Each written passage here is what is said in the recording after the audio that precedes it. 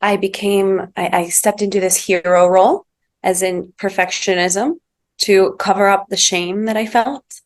I had a really alive part of me called, well, you could refer to it as the critical parent, trying to parent myself from within and doing it very harshly.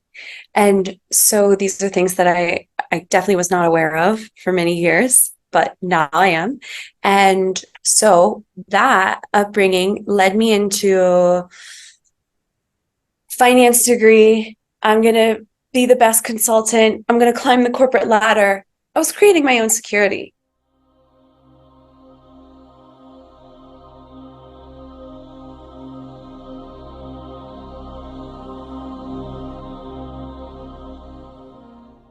Hi, Melissa. It's so nice to have you on the show. And I've read up a little bit about what you do. You do connection through dance. I think I've got the words right, but just tell us a little bit more about what it is you do, because I was quite intrigued. Oh, amazing. Thank you for having me. So yeah, my name's Mel Dolan and I'm a liberation coach and a trauma informed healer. And this manifests in many different forms. And so I run group programs as well as one-on-one mentorships. And I'm also a Kundalini yoga teacher. And I facilitate a healing dance called Contact Beyond Contact, which is the one that you mentioned. And so we can go into any of those specifics, but ultimately I really recognize myself as a vessel to bring spirit into form. You know, as a sensitive being, I've always been very sensitive my whole life, like empathic. We have this superpower, you know, sensitive beings really have this superpower we are channels to bring heaven onto earth. And as a sensitive being, we get to use many tools to do so, right? To keep our energy clean, to learn boundaries and discernment, to get really clear on what it is that our soul path is is calling us forward into, and ultimately to create more unity consciousness and upliftment of the planet. And the parts that are I'm really passionate about are liberated expression and unlocking our full range of humanness, and learning that all parts of us are lovable and that all of it is welcome. So we're not bypassing any of the humanness, but we're remaining connected to our divinity, and really allowing ourselves to be that channel for what are the divine transmissions or art or creativity, because we are the creator, right?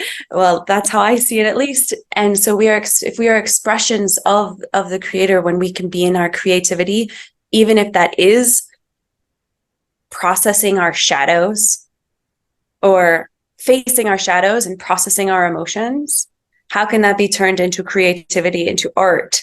And there's a lot of alchemy in that. So it comes out in many forms, it manifests in many different ways. And so that's a little bit about my soul mission here on the planet, and what I am connected and devoted to every single day. I love that. So your contact through contact through contact. What does that mean exactly? Contact beyond contact, Contact. I the better write this dance. down. To forget. I That's just want okay. contact beyond contact, because to me it's got Yeah, kind of a spiritual. Is it kind of like pulling the spirit in? it's very beautiful. And you're absolutely right. It is a way that we get to connect to spirit embodied. And so you can call it CBC for short. That's another way to remember it. So this is a form of dance, healing through dance, but it's much more than that. So have you heard of contact dance, Mm-mm. or familiar? So contact improvisation might be more well known to people. Maybe if any one of the listeners or you have seen it, it's like when people are kind of touching and it looks a little bit like this just organic flowing dance, but you're like staying in connection with each other, whether that's through your arms or your back or your head. And it's very beautiful. I have this on my Instagram. I have a whole highlights reel for people if they want to go check it out to see what it kind of looks like. But what is amazing is even when you're looking at it, you might sense, wow, there's something special there. But when you actually go through the practice, what we do, it's also a combination of, we use some Qigong in the beginning to open up, maybe some breath work, some meditation, some true connection to self. So in this practice, it's a journey. It's a dance, healing dance journey. And we start with this connection to self. And that's really important to me as well, is this reclamation of your sovereignty. Because, and this is one of the things that the practice has given me so much, is reclaiming that sovereignty. And through the various exercises that we do, because we do the individual practices, developing your authentic movement, connecting truly to your centered channel. And then we go into partner exercises. And this is where a lot gets illuminated, because your partner gets to be your mirror. How you do one thing, how you show up in the dance, is likely how you are showing up elsewhere in your life. So I had a lot of illumination about where my boundaries are weak, where it's much easier for me to be a follower, not a leader, because that's one of the practices. We practice following and leading. What feels more comfortable for you? Or if you are following, are you also letting it be a co-creation where you're not completely abandoning your own desires? And then we also have many different exercises where it's like, okay, what if you have different desires? I want to go this direction. My partner wants to go this direction. There are a number of ways you can approach that. And you get to see, what are your patterns? Do you want to just run as soon as there is, a moment of disharmony? Do you want to stand your ground? We call it earthing down, to say, no, this is really important to me. Or maybe I'm open to what this person has in mind, and I'm going to let it be a co-creation.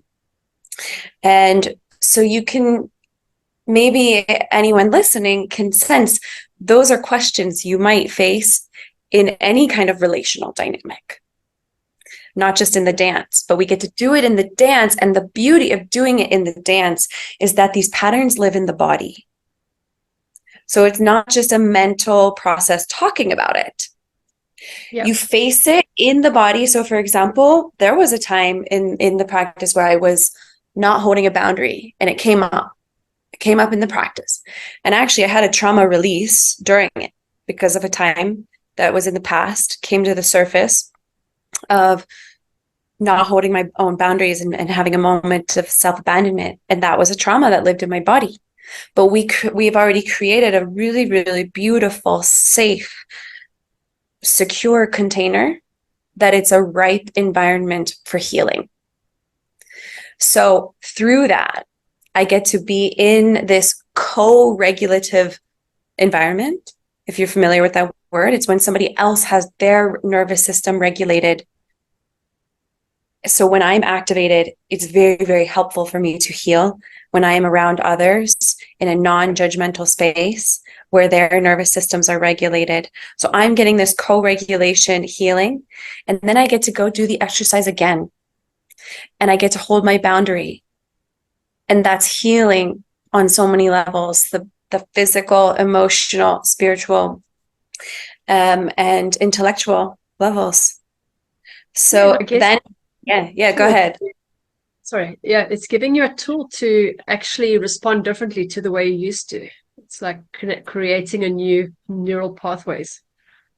That's exactly it. And because it's such a body-based practice, it's a very holistic experience. Yeah, it sounds wonderful. And then we go to the open dance. Yep. It's not all of the going into the deep. You get to go into this beautiful open dance by the end of the journey, and everyone's just like so in the love and the unity, and and you're just so full of this beautiful oxytocin. And by the end, everyone is just like in this blissful bubble of love. And isn't it awesome that everyone can share it? It's not even just a me thing, it's a we thing. And I find Mhm. I think dance is one of the best ways to raise your vibration if you are ever feeling low, because you're connecting with the music and you're connecting with your body and you're just in it. Yeah, it can really help because what us humans tend to do is the mind can disassociate, like we go to the mind and we get disassociated from the body, and we could spiral and we can ruminate, and can, like, the dancing in any form can just bring you back into your body, because Absolutely. these sensations, everything, if there's something that just, if you were spiraling, we typically actually want to feel the sensation. We're avoiding the sensation. That's why we go into the mind. And it's a survival Yeah. mechanism. There's nothing bad about it. It's just we can use these practices to redirect, to give those sensations a chance to be expressed. And then they get to move on. So let's go back a bit. How did you get into this in the first place? Something must have triggered or something must have been going on in your life. Yeah, totally. Well, I experienced a lot of um, emotional neglect growing up, as well as physical abandonment from my father, who was an addict, and and then I was raised by a single mother who was working really hard to keep our lights on. So I raised myself a lot growing up. And for people that have that upbringing, we tend to be really, like, it can take so many different forms. But for me, I stepped into this hero role, as in perfectionism, to cover up the shame that I felt. I had a really alive part of me called, well, you could refer to it as the critical parent, trying to parent myself from within and doing it very harshly. And so these are things that I definitely was not aware of for many years, but now I am. And so that upbringing led me into finance degree. I'm going to be the best consultant. I'm going to climb the corporate ladder. I was creating my own security and safety. And so that was amazing for that part of my journey. And I'm really grateful for that. I was a consultant in finance in New York City for 4 years, and I was doing really well. And then my father passed away unexpectedly. And one of the last conversations that we had, he actually asked me a question. He saw through all my bullshit. Sorry, I hope that's okay to use that language. He Sure. he he saw through all of my surface level. I'm climbing up the corporate ladder. My bosses love me. I'm doing great. He asked, "Are you happy?" That was the last conversation I had with him. And at the time, I was defensive, defending the way I was living. And then in my grief process, which I denied for maybe 2 years, I just went into workaholism. But when I really started to grieve, I I came back to that question, and I started soul searching. I would call them like soul searching weekends, where I started out like taking personality quizzes, being like, is this really what I want to do? I would go to the library and I found books on Buddhism. And I started having this spiritual awakening. I started meditating, and that's when my psychic gifts, which I do believe we all have if we create the environment for it and the Yeah. safety for it, these channels started opening up. I spoke to my dad on the other side. Medium, I really opened up this gift of mediumship, and I really started having awakening of, wow, there's so much more to this life than this 3D reality. this existence. And so it was like a really big momentum from there. I took time off of work, a 3-month sabbatical, traveled, I did a yoga teacher training, really started meditating, was with my Kundalini yoga practice every day. And it really started picking up from there, one thing after another. I had to quit my job. Like it was like putting a lampshade over my head. All my light was getting dimmed there, even though it got easier because I was now, I was really, before the soul searching weekends came, I started to get really physically unwell. Like my body was breaking down the way that I was forcing this path of corporate ladder. And it wasn't true for me. So my body was speaking loud. A lot of things were shutting down. Like, I mean, liver enzymes out the roof, like just so much fatigue, insomnia. I was dependent on different pharmaceuticals and yeah. So then when things started really shifting and I was having this awakening, work got easier because now I was getting better inside. So my external reality was reflecting that. But eventually I did have to listen. It's time for me to leave this job. I say eventually because at the time it felt like a long time, but everything was moving fast. I quit the job. I went to Tulum for a week, like, got blasted open. My heart cracked open to the magic of this life. And I saw myself hosting retreats around the world. And I was in a long-term relationship. I was living with my partner at the time, 5-year relationship. I mean, we were either going to like get married or break up. And I just really had to get honest with my truth that I was on another path. And so I ended that relationship, and what that did, it really opened up my possibilities. So I really divine synchronicities, such a chain of synchronicities. I moved to Portugal, started my coaching practice. I was working with the online spiritual community. So I lived in Portugal for a little bit. I moved to Morocco for a year, was teaching yoga on rooftops at the sea and learning to surf and working online as well on this with the spiritual community. And then I lived in Bali and everything. I mean, I was always doing different trainings. That's when I became a Kundalini yoga teacher in Mallorca, and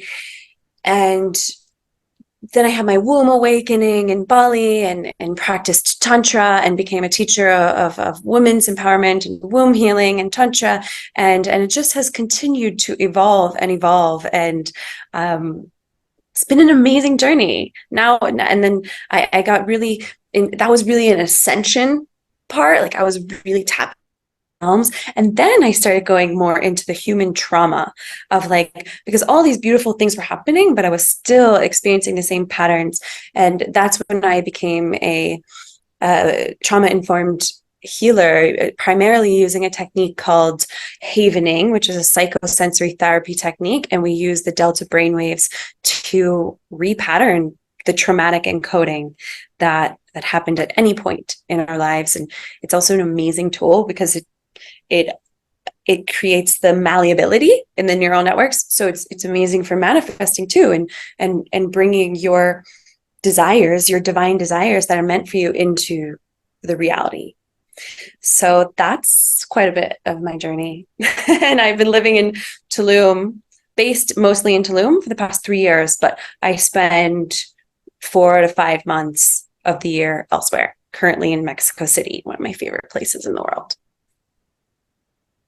I told my son I want to move to Mexico, and he said there's too many gangs there. I said, how do you know that? I mean, there's gangs everywhere.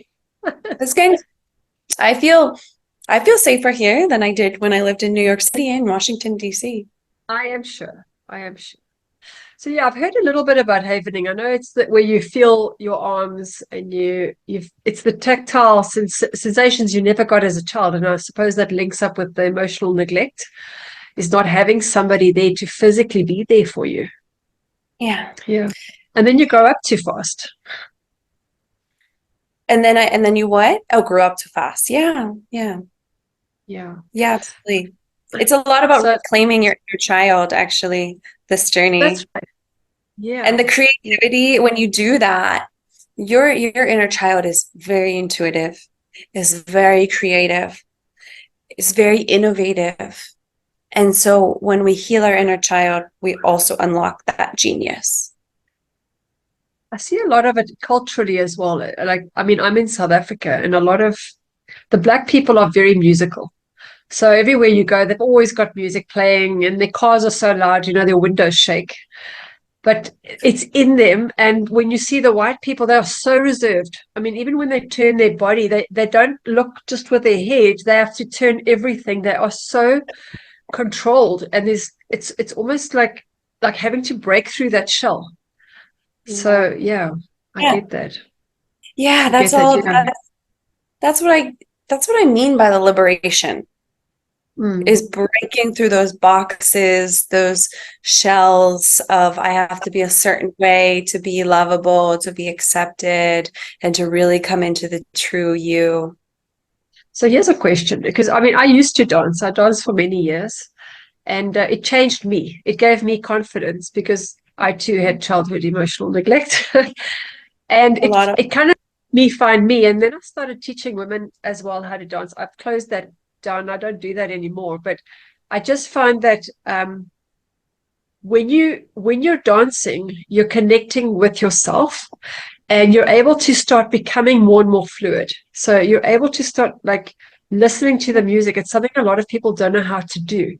They don't know how to connect what their body's doing to what they're hearing. And it's so disjointed. And I found that was like I was channeling an energy almost. yeah. And I wonder if you do the same. It almost feels like when you are dancing, there's somebody or something flowing through you. Like it's a state of allowing rather than um, Yeah. resisting. Yeah. Absolutely. And that's exactly it. It's allowing, and it's easier said than done. If you have Yeah. limiting beliefs, if you have fears of being unlovable, which is universal, whether you had, I mean, if you had a lot of received that loving touch growing up, you might have less of it, but most people have it to some degree. And so sometimes we can go through different angles to access that. What you're speaking of, it's almost like another force flowing through you. That can be considered flow state, right? Yeah. Like ecstatic dance has helped a lot of people to awaken that within them because you get used to not caring what you look like. Or voice liberation. I actually am getting much more into voice liberation in the last few years through singing, through learning your own instrument. And I actually have been playing guitar for two months, and I'm already like songs flow through me. I channel music because I have these, I come from many years of this practice of accessing what you're speaking to, that flow state where it's just, I use the term God, but universe, spiritual, life force energy moving through you. It's like a force. It's that you are the vessel for creation, for expression is creation, and dance is one of the best medicines to do so. You spoke to music as well.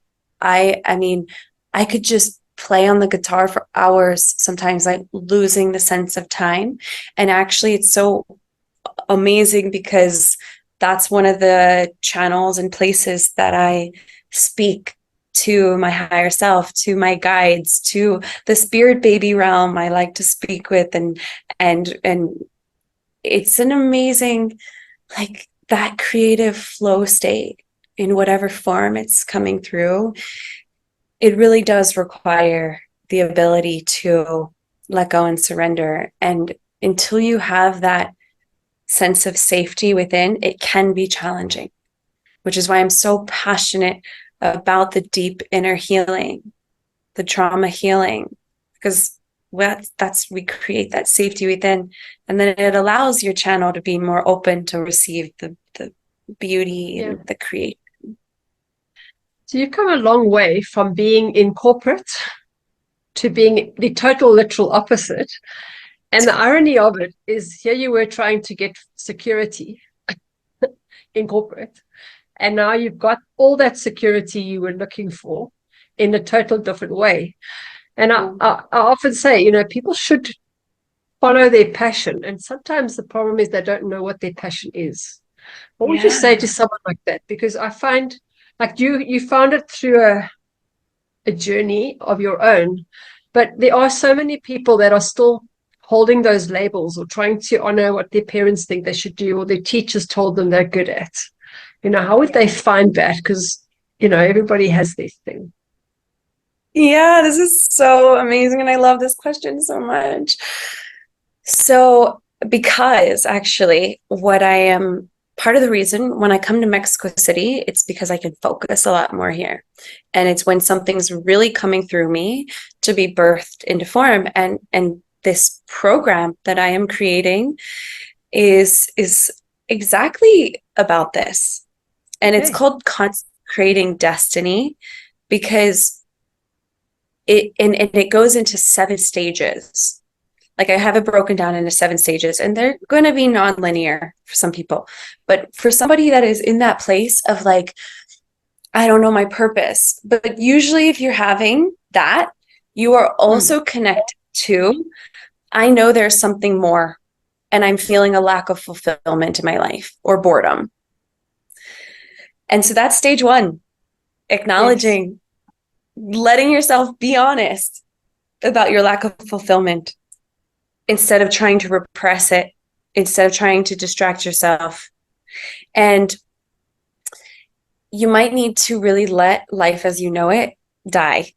Like you're going to probably want to go through, it's going to be in service to you to let yourself go through a rebirth. And this can be challenging. Like you have to create space to receive what is really meant for you. And I've gone through many, many iterations of this. I just went through one. I let my business die as I knew it. And so really allowing for that void of the unknown and doing the healing work. I faced in this most recent rebirth, because I can speak to it the most from the freshness. Mhm. I really had to look at the places where I was perceiving failure. I've been on an incredible journey of self-inventory. Where do I still feel shame? Because that's blocking that's blocking myself to be actually as big as my soul knows I can be. So doing this deep inner work is like you're cleaning out the buckets, you're de-weeding your garden or weeding your garden. And from that space creation, and you gotta trust the void. And so this is where a spiritual practice can really help. And so then you have these tools to go into these shadow places and clean out the muck. And from that cleaning process, you have breakthroughs. It's just what happens. That's why grief, I actually wrote an article about how grief is such a sacred portal because you are cracked open when you are really grieving, you turn into a puddle and there's you can let your if you let yourself turn into that puddle, you're almost dissolving or you're letting life as you know it dissolve. You can be open, you're cracked open to receive the divine breakthroughs. And when Love you hold that. that trust and you come into prayer, I really like I leverage prayer every day of my life. And I'm praying as I'm letting myself fully feel the grief, the shame, or whatever it is in contained ways as well. I do believe is really important for nervous system regulation to not go so far beyond your edge that you're going to be re-traumatized. But that's why it's helpful to work with practitioners and in safe spaces and to let yourself be open in that void space to receive the breakthroughs. And then you got to do the work, the continual work of just letting yourself be okay with the next step, because the next step leads to the next step. Maybe you will get those divine transmissions of this is the big thing, and then you work back of what's the next step, what's the next step. But sometimes you only get shown one step, and you get to trust that, and it gets to open up and evolve into the next thing and the next thing and the next thing, and love it the whole way through, and continually do the work to face whatever resistant forces will come up, because they will. People will test your boundaries. Our own self-sabotage could come in, many different resistant forces. And our work is just to let that be part of the journey. And the work to continually believe in yourself. Yeah. I think the biggest problem maybe people have is that the void is so scary because it's chaos, but chaos comes before order. That's how it is. So, yeah, and I think it's also where all possibility lies. It's where all creativity lies, because that's how anything new gets birthed. So it's a great place to be, and it's also an extremely painful place to be. Yeah, actually, I have this one ring. It's an emerald ring to remind me of how precious and magical the void is. One time I was so deep in a 2-week void. I had a lot of trauma surfacing. This was kind of earlier, this was when I really got deep into the trauma healing, because I was guided to be on the journey myself. And I was really in that void of there's nothing else I can do but be focused on myself right now. And I had no idea what was next. And I was sitting on the beach one day, just kind of staring out into the sea, being like, I'm so small, so many things. And this woman, magical woman, came up, and some people, they sell their jewelry on the beach. And I was like, yeah, I want to honor this moment. I want to believe in this moment. I want to believe in the richness of this moment. And so it gets to be this continual reminder of how precious the void is. Yeah. Especially when we attach the belief to the void as something magical is on its way. I always held that belief. That's the thing, right? The key is to what is it that you believe is happening, because whatever you think is what you create. So if you're in negativity and you're saying it's hopeless, what's the point? You're not going to create much. You're just going to create more hopelessness and more of nothingness. But yeah, it is a mindset. It is a mindset shift. And I think that's maybe also a thing that a lot of people don't have the faith in that. It's true. And I'm feeling to speak to that a little bit, because prior, I think, to that experience, that was actually a really big pivotal time in my life. It was really a dark night of the soul. But prior to that, like I said, I was always in the ascension. And so I was more in the mindset space of I need to believe it's magical and love it all. And I was bypassing my humanness of helplessness.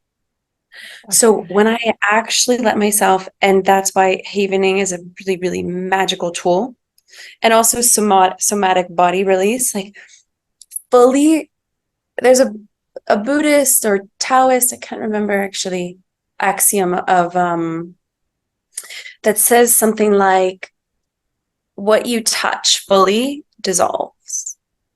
So fully letting myself go into helplessness, fully actually would only last 10 minutes. Yeah. But without fully, by trying to bypass it, what was happening was it was just an underlying belief that was not moving. That I couldn't, that it was so sticky. So having a tool like havening is a safe way, or having a going into these spaces with a practitioner can be a safer way so that you don't get stuck. Because you can, it can happen, and I always believe you can get out. But when you're kind of new to this touching deep shadow spaces, it's so helpful to have somebody who can help bring you out, to make sure you can come out. And now I really fully trust myself. I can bring myself out of anything. But there was a time in my life where I really needed support to feel safe that if I go into those deep spaces, I'll come back out. Yeah. But I really got sensitive around like no more bypassing, because me just saying opt into a higher belief thought, I don't believe it works. No, you wouldn't. And that's a muscle you're working, right? It's a different way of programming your mind. The more you are able to access that, the better, the easier it becomes. I actually find healing becomes more addictive than having supposed fun. You know, people say, "What do you do for fun?" I have more fun inside my head than outside because that's where the magic is. But you're right. Fun, yeah. It's not an intellectual thing. It's a physical experience you need to go through. You can't bypass it. You can't think it. You can't think it through. You can't suppress it. You can't express it. It's something you have to just allow. And yeah, I had another lady that I interviewed. She actually, her skull bones changed from just doing tapping and feeling the sensations. In fact, I learned something from her because I do a lot of also deep inner work, but she goes beyond the sensations into the tension. And releasing the tension has changed her fascia, and she's even grown a 3/4 of an inch. So I thought that was amazing how much we can do with our bodies and how much we still have to learn and access, because it's not hard to do. It's just you've got to do it. It's amazing. It's really, really amazing. And I do believe there are different channels to do it. And I like being in all of the different channels, and or that I'm at least guided to be in. And so I can totally see where it's in the fascia, but it's also not a but, and it's also from a neural network telling the fascia to respond a certain way. So sometimes we can experience this with havening too. There's amazing results of people with really chronic pain, for example, that when you do a havening practice that is really working with the brain, it changes, the chronic pain goes away, or some other kind of illness or disease or autoimmune disease. When you work on, it could be from many different angles and channels, and having it, like, it's just so fascinating and magical that we have that quantum access within our own bodies. Yeah. And brains. And also how much trauma we are storing from other people. A lot of the time you've got an illness that's not even yours. It might be something that's ancestral or from past lives that you've carried into this life, and you're not aware of it. And going to see a doctor is not going to solve it, because it's not in your physical body.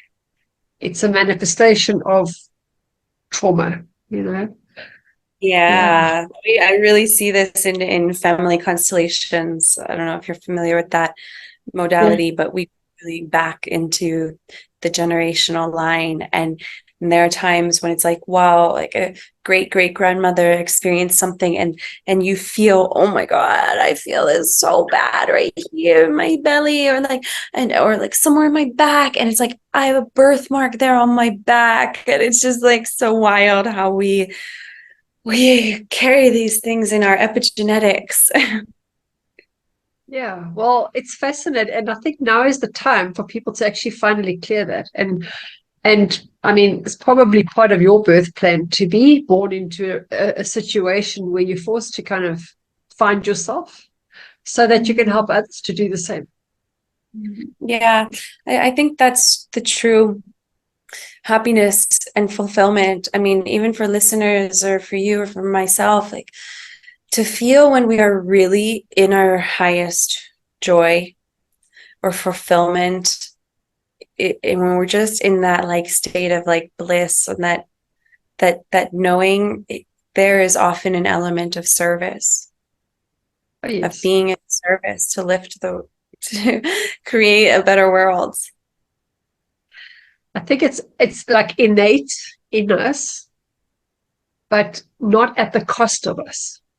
Like you cannot Yeah, you cannot, and that's the lesson maybe for people that are empathic, is they are always giving to others and they need to learn to give to self too, because that's not loving when you can't be loving to you. Absolutely. Thank you for mentioning that. And actually, what I realized in this most recent rebirth process of like, I mean, I went into part of the actually the second stage of consecrating destiny is existential questioning, which happens for a lot of people. I mean, really, I'm asking like, what is my role here? Like, is my practice like, am I even helping people? All of these questions come up. And they're also, I've learned to trust and know this stage is very magical as well, but it can be a really scary place. And through all of this, like through this journey, what really came clear was, and why I feel like my why got so much bigger of supporting people through their trauma, through all of this regulates the nervous system, so you're no longer in fight or flight. The more you heal, the more regulated your nervous system is. And when your nervous system is regulated, your cup can be full, so you're no longer running on depletion. And that is when true service can come in, genuine service can come in. Yeah. At least in my experience. No, you've explained it very well, because I think a lot of people are coming from a place of trauma. They have the knowingness of what they want to do, but they're not able to sustain that because, like you say, they're just giving and giving. Because I find, especially when you're young, you're having to give to others as a survival mechanism. But Yeah. you get older and that becomes your coping mechanism. You don't need to give to others in order to be safe. You can just give to you. There doesn't have to be a middleman. Yeah. Yes. Totally. And I, through this rebirth, what it did was allow my current relationship to my business and my work die, because I was the giver in my business. You know, Okay. I was a mother, like I was the mother of my business, and I still am. And I'm in divine union with spirit, and my business is a manifestation of that. And so it is also my provider. I get to be provided for. I get to be filled up. I get to be that my love expression gets to be amplified with my business. And so I had to let that old dynamic dissolve Which to worked let for this. you for them, which was Yeah. perfect for them. But now you've grown past that. Yeah, exactly. Exactly. It was perfect for the time. And I always like, wow, I love every single part of my journey. I'm so grateful for all the lessons and the blessings that have shaped where I am now. I'm just grateful for what it is now. What does the future hold? Where are you going to from here? Great question. Well, um, also what was happening in that couple of months where I just took a back seat, leaned back. I didn't push anything behind the scenes. I was still working with my clients, but I was not creating some new offering. I was really dropping deep into my destiny as a mother. And it was really beautiful. And I got really deep into my own inner child healing, because that's also my conscious parenting journey. How do I want to parent these new beings that want to come onto this planet? I got to do that, give that to myself first.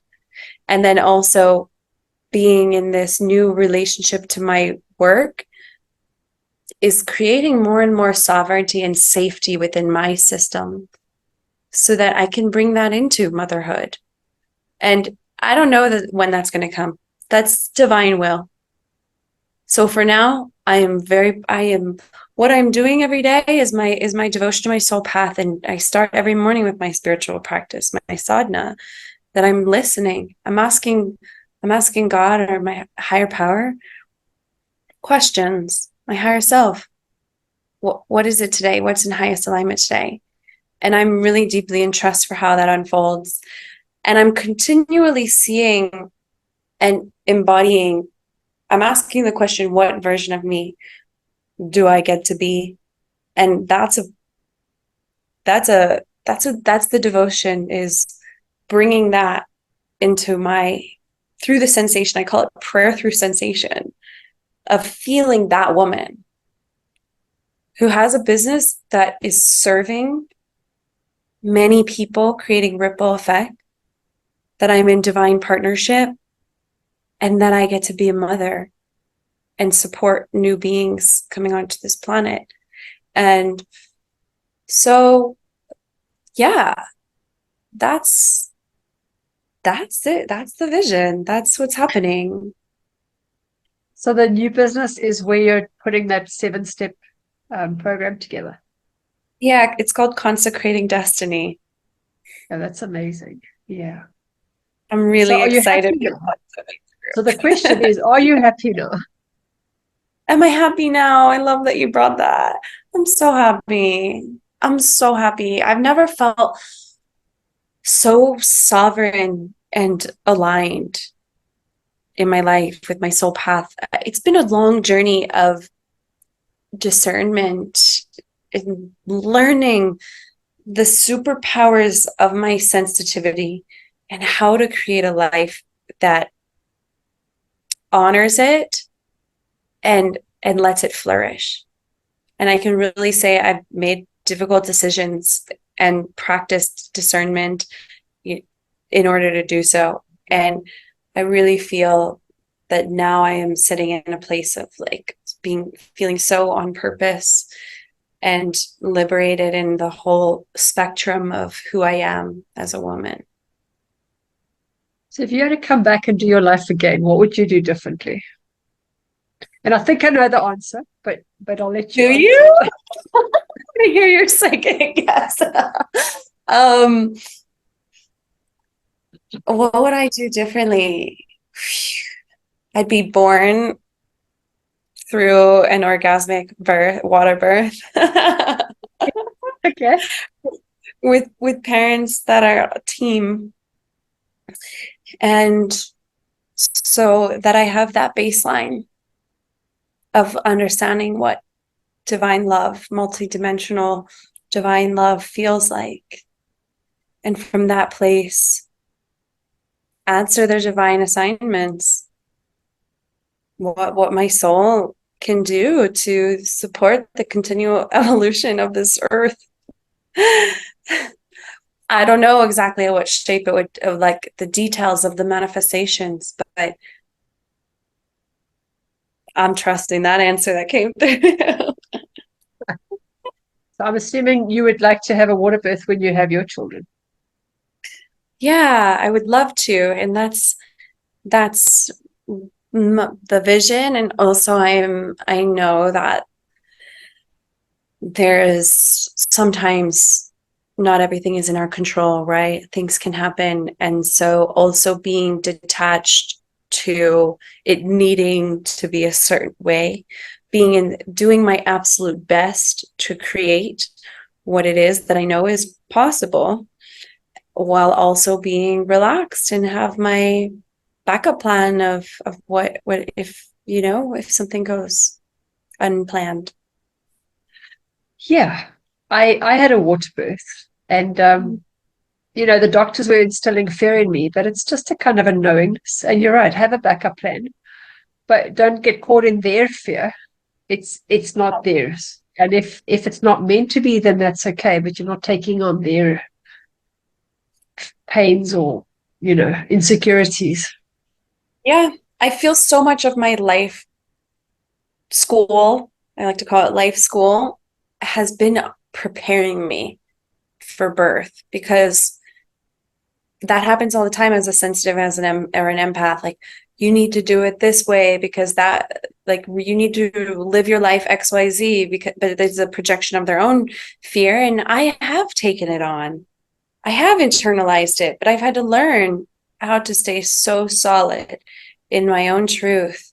And it's so important when it comes to birth. And it's really fun to look at it like all these little things are actually preparing me for birth, whether that's, it's beneficial to my life now, and it's beneficial to when I am bringing Yeah, a child. absolutely. So yes, something I mentioned quite frequently is that I believe that empaths are, because we're more sensitive, we're kind of on the forefront of leading humanity. So we'll end up in situations that are traumatic so that we can learn from them, so that we can do the healing for the rest of humanity. Because so in that sense, it is a gift to have the trauma. Yeah, yeah, I agree. And there's also one term that I love, post-traumatic growth. It's like the trampoline Nice. effect.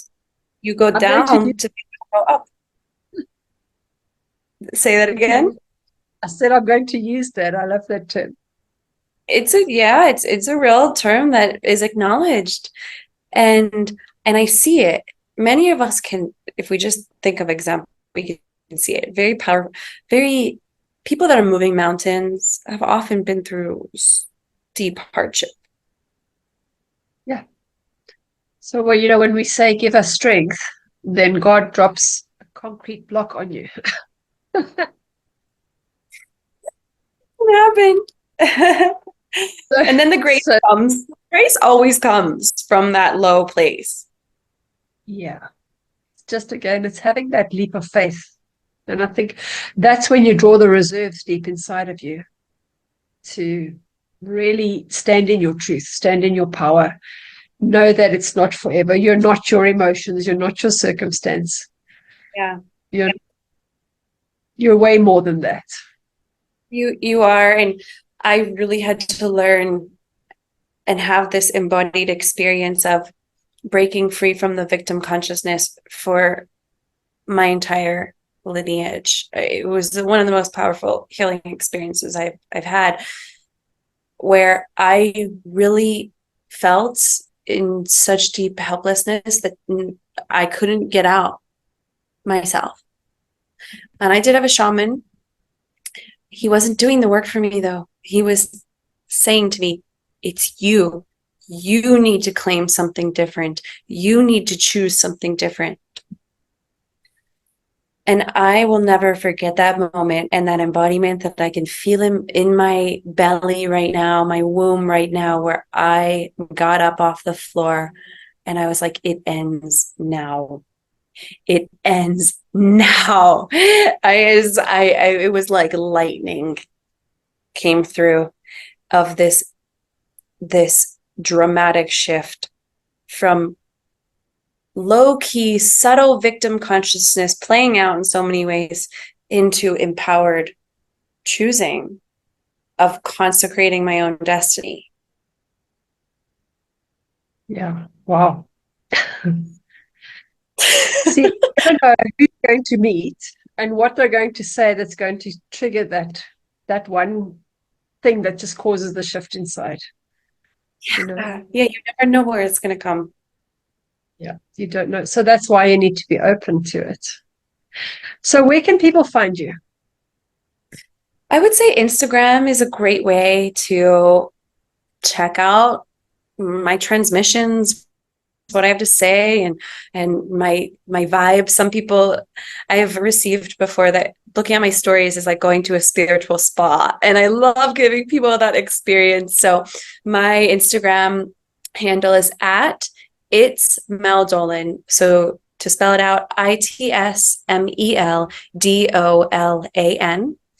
And you can also check out my website, meldolan.com, and you can see what programs are available or one-on-one mentorship. You can set up a discovery an alignment chat with me, even if it's just like curiosity of like, wow, something sparked for me and you're resonating with what I have to say. I'm very happy to connect for a free 20-minute alignment chat and meet that way. So I'll keep it simple with those two channels.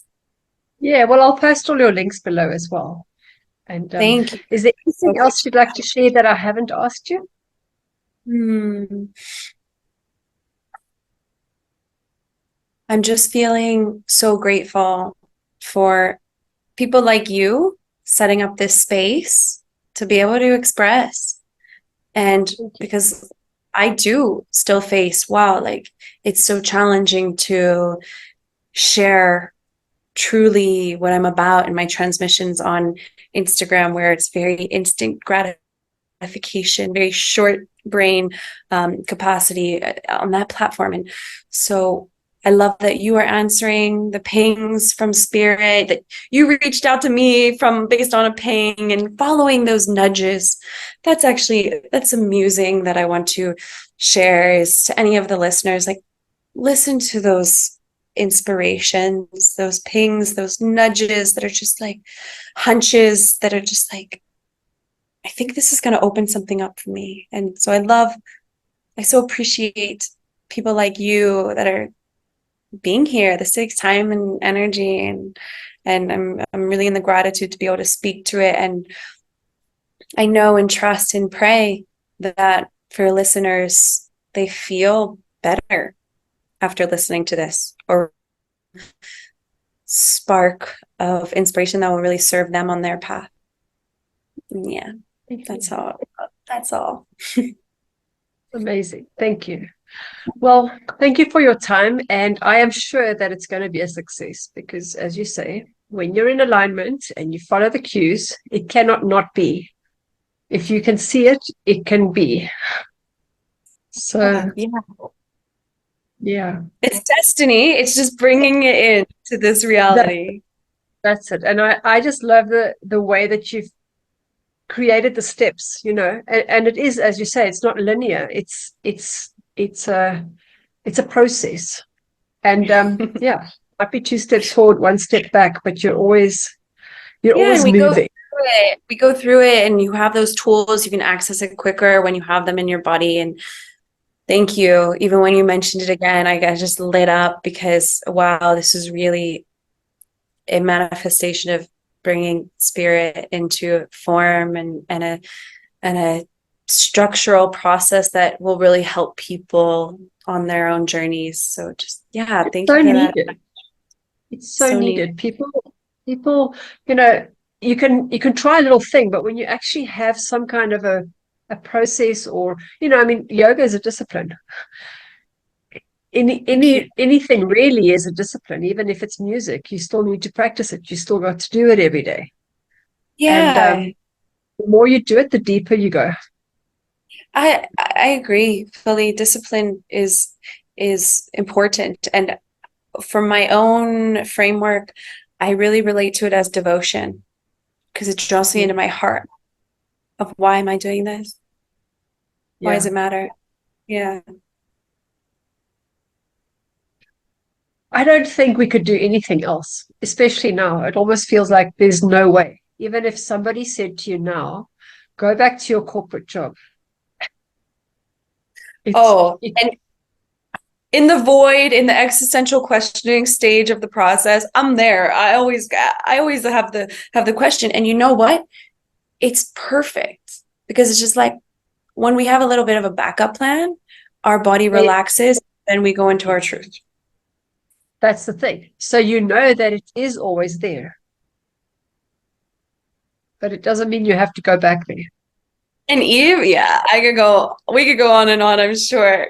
But yeah, even I made a post recently that is like, having the ability to say no is sometimes what brings you into the yes, the sovereign, powerful yes. So if I was like, I'm ready, I'm okay with abandoning my business, I'm okay with dropping that identity, when I really could let it go was when, wow, the next iteration just came in the most divine force. I mean, that's why I started this channel. I was doing something totally different. And I just said to myself, no more. I don't want to do that anymore. This is what I want to do. This is my calling. I don't know how it's going to manifest, but here we are.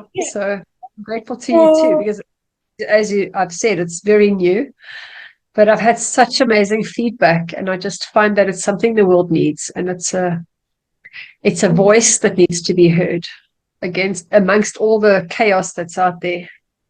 Yeah. Oh, so divine, Natasha. I'm so grateful and feeling so full in my heart from connecting with you and having this opportunity to share with others. And I hope one day soon to make it to South Africa.